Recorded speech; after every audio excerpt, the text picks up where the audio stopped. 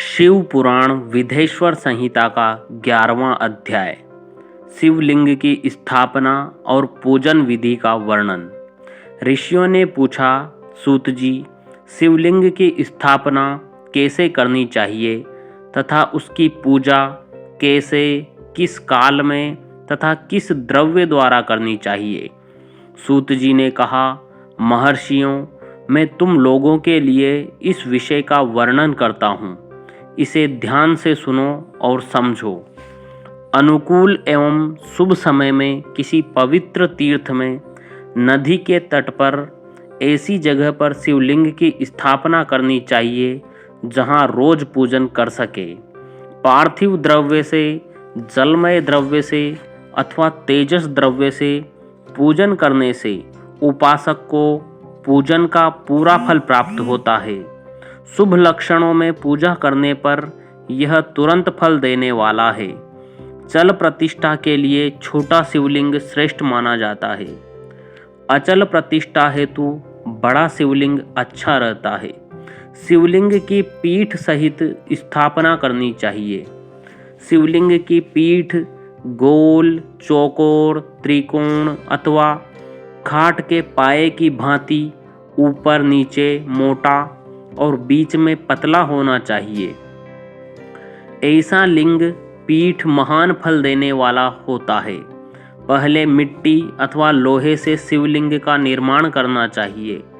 जिस द्रव्य से लिंग का निर्माण हो उसी से उसका पीठ बनाना चाहिए। यही अचल प्रतिष्ठा वाले शिवलिंग की विशेषता है।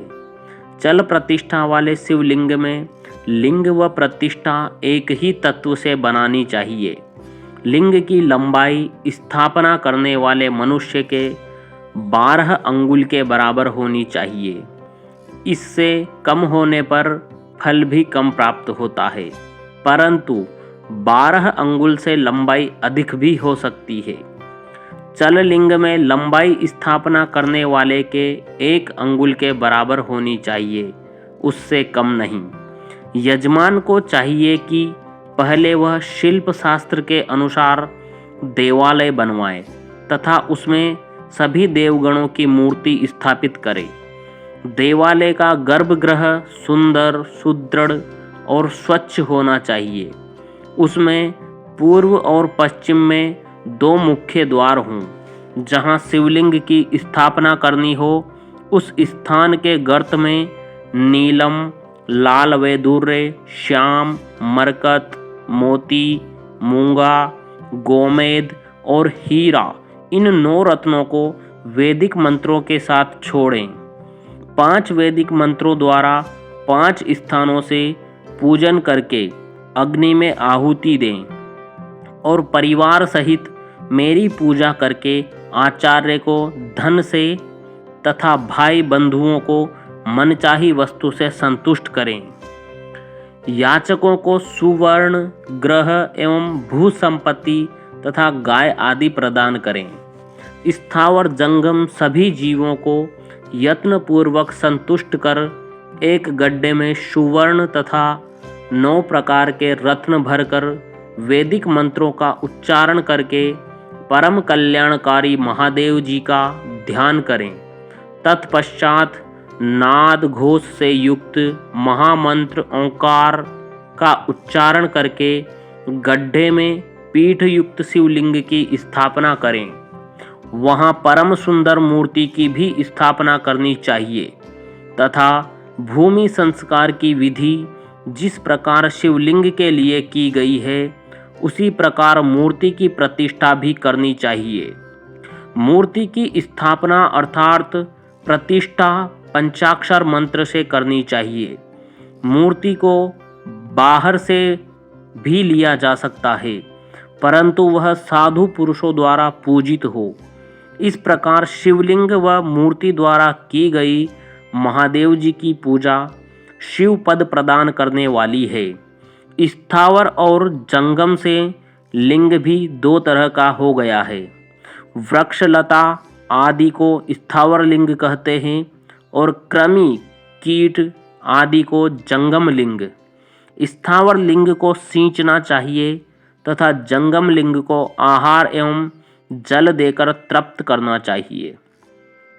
यूं चराचर जीवों को भगवान शंकर का प्रतीक मानकर उनका पूजन करना चाहिए। इस तरह महालिंग की स्थापना करके विविध उपचारों द्वारा उसका रोज पूजन करें तथा देवालय के पास ध्वजारोहण करें। शिवलिंग साक्षात शिव का पद प्रदान करने वाला है। आवाहन, आसन, अर्घ्य, पाद्य, पाद्यांग, आचमन, स्नान, वस्त्र, यज्ञोपवीत, गंध, पुष्प, धूप, दीप, नैवेद्य, तांबुल, समर्पण, नीराजन, नमस्कार और विसर्जन, ये 16 उपचार है। इनके द्वारा पूजन करें।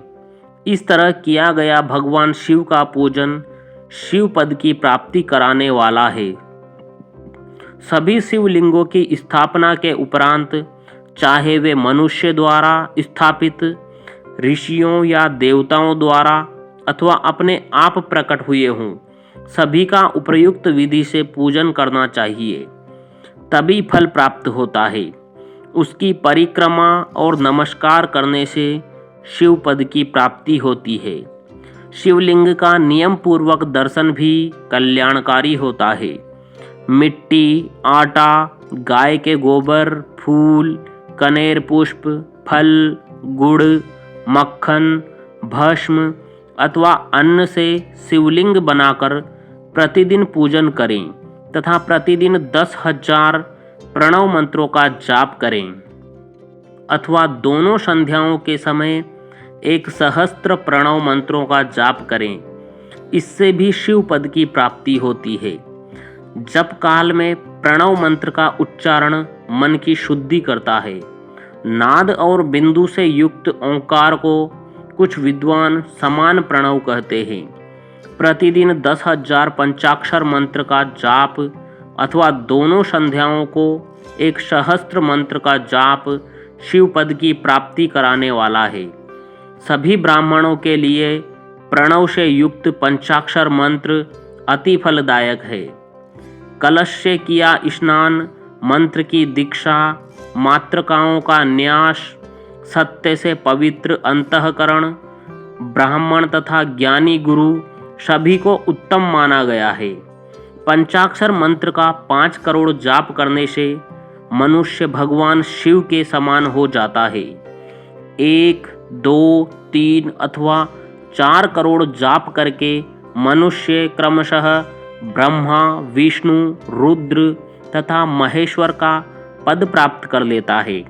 यदि 1000 दिनों तक प्रतिदिन 1 सहस्त्र जाप पंचाक्षर मंत्रों का किया जाए और प्रतिदिन ब्राह्मण को भोजन कराया जाए तो इससे अभिष्ट कार्य की सिद्धि होती है।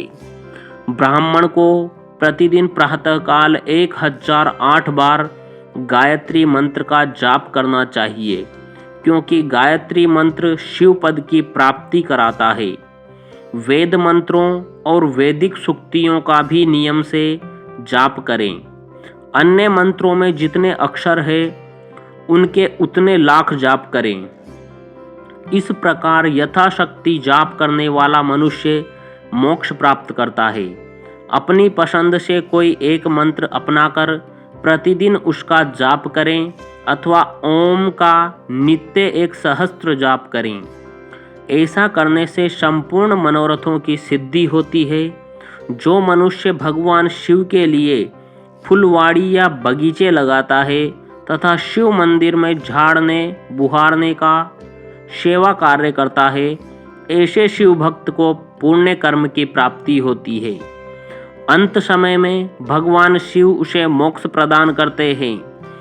काशी में निवास करने से सभी योग और मोक्ष की प्राप्ति होती है। इसलिए आमरण भगवान शिव के क्षेत्र में निवास करना चाहिए। उस क्षेत्र में स्थित बावड़ी, तालाब, कुआं और पोखर को शिवलिंग समझकर वहां स्नान, दान और जाप करके मनुष्य भगवान शिव को प्राप्त कर लेता है। जो मनुष्य शिव के क्षेत्र में अपने किसी मृत संबंधी का दाह, दशा, मासिक श्राद्ध अथवा वार्षिक श्राद्ध करता है, अथवा अपने पितरों को पिंड देता है वह तत्काल सभी पापों से मुक्त हो जाता है और अंत में शिव पद प्राप्त करता है। लोक में अपने वर्ण के अनुसार आचरण करने व सदाचार का पालन करने से शिव पद की प्राप्ति होती है। निष्काम भाव से किया गया कार्य अभिष्ट फल देने वाला एवं शिव पद प्रदान करने वाला होता है। दिन के प्रातः, मध्याह्न और सायं 3 विभाग होते हैं। इनमें सभी को एक एक प्रकार के कर्म का प्रतिपादन करना चाहिए। प्रातः काल रोजाना दैनिक शास्त्र कर्म, मध्याह्न सकाम कर्म तथा सायंकाल शांति कर्म के लिए पूजन करना चाहिए। इसी प्रकार रात्रि में 4 प्रहर होते हैं। उनमें से बीच के 2 प्रहर निशित काल कहलाते हैं। इसी काल में पूजा करनी चाहिए क्योंकि यह पूजा अभिष्ट फल देने वाली है। कलयुग में कर्म द्वारा ही फल की सिद्धि होगी। इस प्रकार विधि पूर्वक और समयानुसार भगवान शिव का पूजन करने वाले मनुष्य को अपने कर्मों का पूरा फल मिलता है। ऋषियों ने कहा, सूत जी, ऐसे पुण्य क्षेत्र कौन कौन से हैं जिनका आश्रय लेकर सभी स्त्री पुरुष शिव पद को प्राप्त कर लें? कृपया कर हमें बताएं। 11वां अध्याय यहीं समाप्त होता है। 12वां अध्याय सुनने के लिए हमारे चैनल को सब्सक्राइब करना ना भूलें। धन्यवाद। ओम नमः शिवाय।